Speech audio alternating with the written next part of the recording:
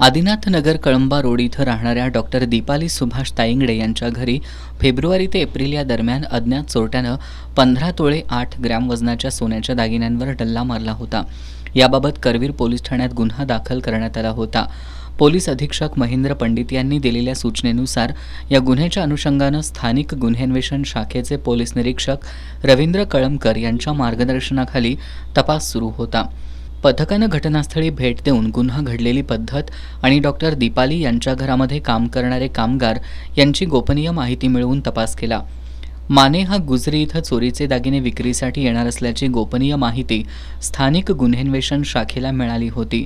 यानुसार सापळा रचून सुर्वेनगर कळंबा इथं राहणारा प्रसाद या 20 वर्षीय तरुणाला ताब्यात घेण्यात आलं। तपासात त्यानं गुन्ह्याची कबुली दिली। त्याच्याकडून 15 तोळे 8 ग्रॅम वजनाचे 8,45,000 रुपयांचे दागिने जप्त करण्यात आले असून त्याच्यावर करवीर पोलीस ठाण्यात गुन्हा दाखल करण्यात आलाय।